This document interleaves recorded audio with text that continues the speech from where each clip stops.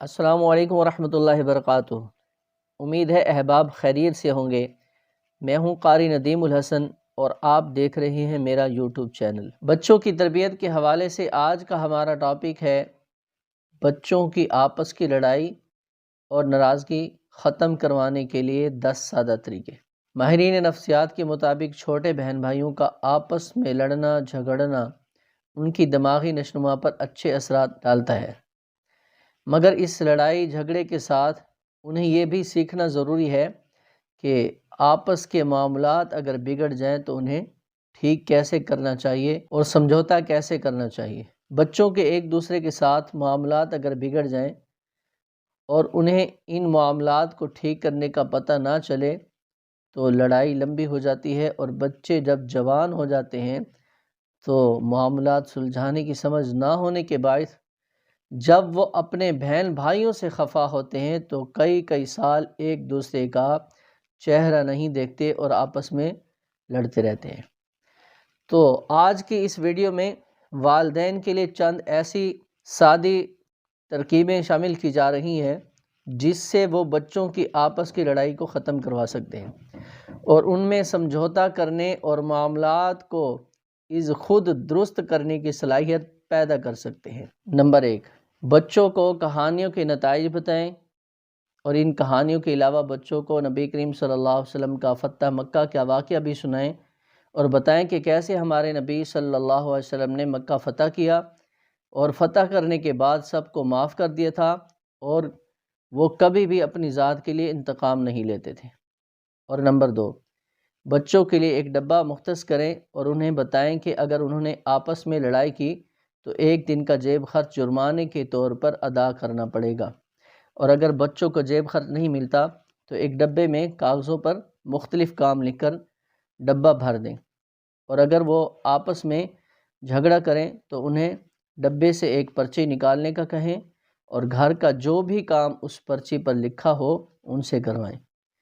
اس طریقے سے ان کی لڑنے کی عادت ڈانٹ ڈپٹ کے بغیر ختم ہو سکتی ہے۔ نمبر 3، بچوں سے خط لکھوائیں۔ اگر بچے آپس میں جھگڑ رہے ہیں اور آپ کے پاس ایک دوسرے کی شکایت لے کر آ رہے ہیں تو دونوں کو ایک ایک خالی پیپر دے کر اپنے اپنے جذبات اور احساسات لکھنے کا کہیں، اور اگر وہ چھوٹے ہیں تو ان کو کہیں کہ وہ اپنے جذبات کو آپ کے سامنے بلند آواز میں بیان کریں۔ اب اس عمل سے بچوں کو محسوسات کا خود بھی پتہ چلے گا اور وہ بات کو بڑھا چڑھا کر کرنے کے عمل سے بچیں گے، اور اگر لکھنا پسند نہیں کرتے تو وہ کوشش کریں گے کہ لڑائی سے بچیں تاکہ انہیں لکھنے کی کوفت گوارا نہ کرنی پڑے۔ نمبر 4، بچوں کو علیحدہ علیحدہ وقت دیں۔ بچوں کے ساتھ علیحدہ علیحدہ وقت گزارنا اور ان کی دلچسپیوں میں شامل ہونا دوسرے بچوں میں تھوڑا حسد پیدا کر سکتا ہے، مگر اگر سب کو برابر برابر وقت ملتا رہا ہے تو اس کے بہت سے فائدے ہیں۔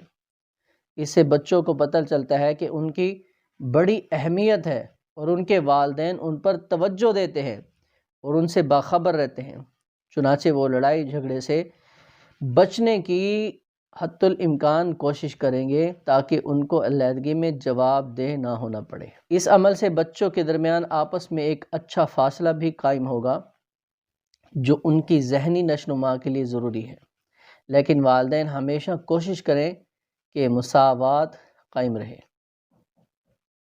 نمبر 5، کسی ایک بچے کا بلا وجہ دفاع نہ کریں۔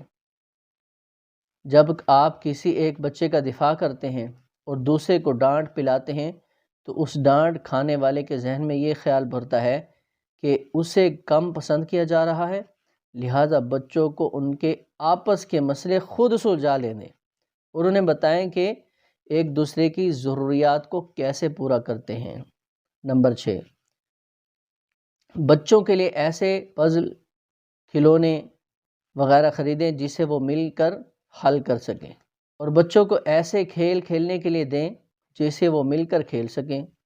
اس سے ان میں ایک دوسرے کی مدد کرنے اور ایک دوسرے کو سمجھنے کی قوت پیدا ہوگی۔ اور نمبر 7، بچوں کو اکٹھے باہر لے کر جائیں، بچوں کو پارک وغیرہ میں لے کر جائیں اور ان کو جسمانی مشقت والے کھیل آپس میں کھلوائیں، جیسے فٹ بال، کرکٹ وغیرہ۔ اس سے جہاں ان کے اندر موجود انرجی پازیٹیو کاموں میں خرچ ہوگی، وہاں وہ تھکاوٹ کے بعد لڑائی جھگڑے سے پرہیز کریں گے۔ نمبر 8، بچوں کے ساتھ سیر و سیاحت بچوں کی ذہنی نشوونما کے لیے انتہائی ضروری ہے۔ اس کے ساتھ ساتھ بچے جب اکٹھے کسی مقام کی سیر کے لیے جاتے ہیں تو انہیں ایک دوسرے کے زیادہ قریب آنے کا موقع ملتا ہے۔ اور نمبر 9، بچوں کی تعریف، یہ بہت اہم پوائنٹ ہے، اس کو ذرا نوٹ کیجئے گا۔ والدین کا بچوں کے اچھے کام کی تعریف کرنا بہت بہت ضروری ہے۔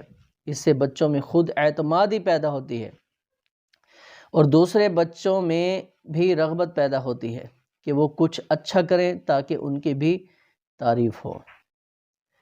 نمبر 10، بچوں کو ان کے کاموں پر غور کروائیں اور انہیں خود سے سوچنے دیں کہ کوئی کام ٹھیک ہے یا غلط۔ ایسا کرنے سے بچوں کو مختلف چیزوں اور معاملات کا پتہ چلے گا کہ اسے ٹھیک طرح کیسے سر انجام دینا ہے اور غلطی سے کیسے بچنا ہے۔ امید ہے آج کے یہ سادہ پوائنٹس جو میں نے آپ کو بتائی ہیں، آپ سے شیئر کی ہیں، آپ کو بہت پسند آئے ہوں گے۔ تو ہماری اس ویڈیو کو آگے ضرور شیئر کیجئے گا۔ ملتے ہیں اگلے ٹاپک اگلی ویڈیو کے ساتھ۔ السلام علیکم ورحمۃ اللہ وبرکاتہ۔